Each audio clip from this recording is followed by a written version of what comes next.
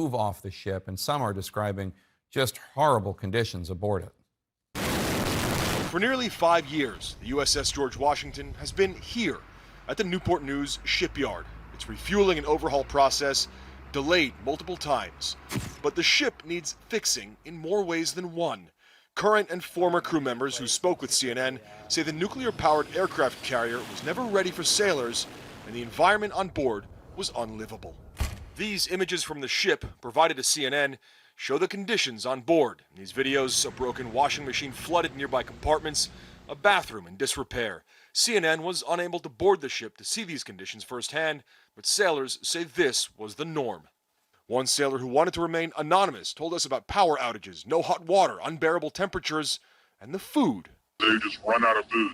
And if they had anything left, it would be, if you're lucky, a little cereal thing or like one little chicken leg that may or may not be undercooked. What happened when you tried to flag some of these issues to your superiors or when others tried to flag them? Absolutely nothing. On Facebook, former sailor Jacob Grella said he was so freaking happy when he found out he was assigned to the carrier, not far from his home in Richmond. But soon, he says, weekend trips home became an escape from the carrier. With a year left on the ship, he tried to make an appointment with a ship psychologist, only to find out it was a 6-month wait. I tried to tell my leadership that this could be a reason why these deaths are occurring. And what did they say? I was met with the same negative feedback. In the past 12 months, the Navy says 7 sailors on the USS George Washington have died, at least 4 by suicide.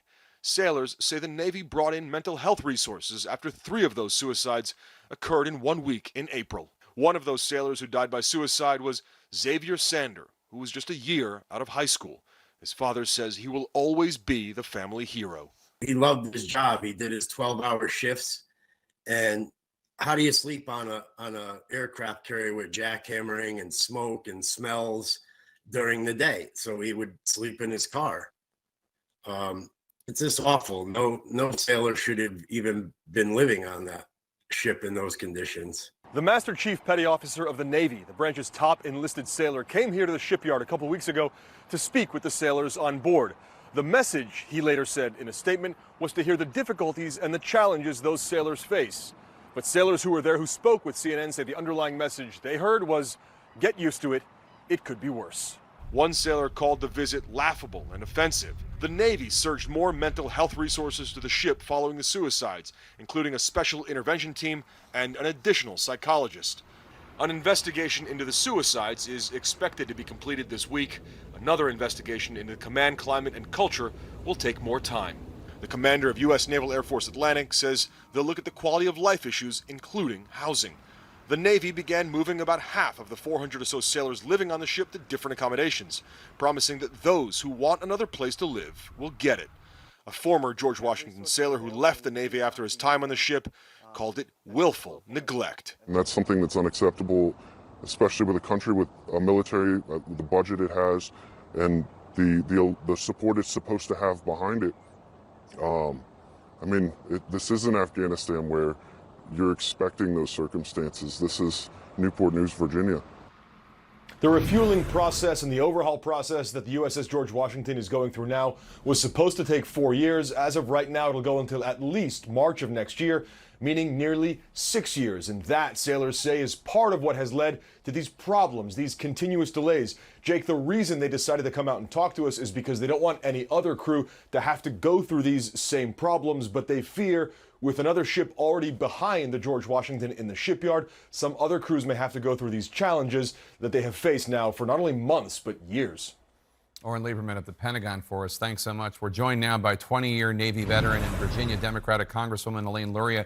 She serves on the House Armed Services, Homeland Security, and Veterans Affairs Committees. Congresswoman, thanks so much for joining us. First of all, your reaction to what we've learned from Oren Lieberman's report, especially the descriptions of a sailor sleeping in his car and another describing willful neglect. Well, Jake, as you know, I had the opportunity to go visit the George Washington earlier this week. I'll start out by saying that, any death of our service members, anyone in our Navy family, is a tragedy.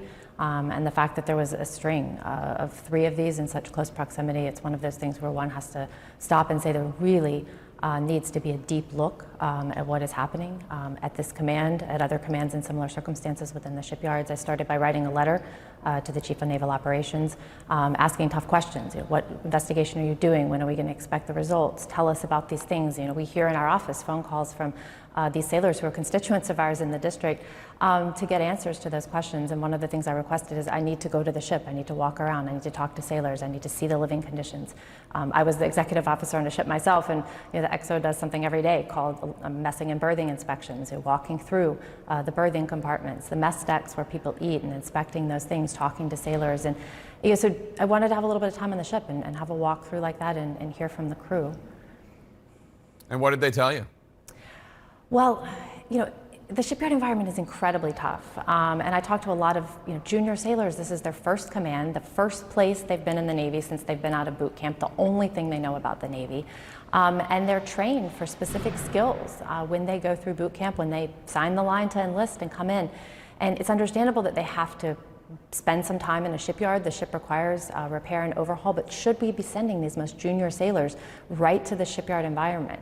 And these are lengthy overhauls. It's a refueling of the carrier at the 25-year point to get another 25 years of service out of it. But Newport News Shipbuilding, it's an isolated place for sailors who don't have cars. The only place they have to live is on the ship. They're very isolated, and then put COVID on top of that. And then the challenging environmental conditions of an industrial environment to live in. So I talked to the sailors and I talked to leadership, and one of the things I took away is because this availability, this maintenance period just got extended another 19 months. A decision had been made several months back to start moving the crew back on board, but the leadership clearly said, had we known that it was going to have this extension of another 19 months, really in hindsight, I don't think we would have made that decision at the time. So. I think that these are stressful situations, and I think that many things can add up. There's sort of these friction points for sailors: long working hours, working shift work, having to work in a shipyard, being away from home for the first time, an industrial environment, and even the situation of the shipyard. Some sailors who do live off the ship have to commute, park. It takes them almost 2 hours just to get to and from work in each direction. And so there's things we need to look at. I went there both as a former officer who served on 6 different ships, deployed 3 times on carriers, knowing what the expectation was and what I would see, or what I should see. And these questions of why, when there's always a carrier? I mean, we have 8 more carriers to refuel. It's another 40 to 50 years we're going to have a ship at that pier at Newport News Shipbuilding being refueled. We should be making investments and making sure that sailors have a quality of life that can be healthy for them and make them more productive sailors, and have a more positive experience during their time in their Navy. So now, as a member of Congress, as the Vice Chair of the Armed Services Committee, I want to ask the questions what investments do we need to be making to make that infrastructure better? So last week you wrote a letter to the Chief of Naval Operations demanding immediate action to ensure the safety of this crew. Have you gotten a response? I am waiting for a written response, but I have certainly gotten a response from the CNO staff. Several of them accompanied me, along with the 4-star commander of Fleet Forces Command, to visit the ship. But then I broke off separately, had that opportunity that I asked for to speak to sailors. So I know that a more thorough response with the investigation that Orrin mentioned will be forthcoming. You're also in the Veterans Affairs Committee. There's this never-ending series of complaints about services needing to improve for veterans. That is true. This is definitely a challenge, and one that I take very seriously in my role on both of those committees.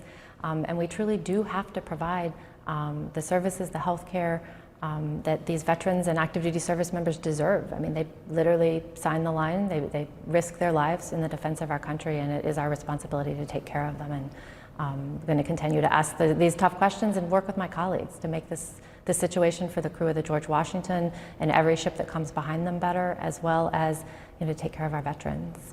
Navy veteran, Democratic Congresswoman Elaine Luria of the great Commonwealth of Virginia, thank you so much. Appreciate it.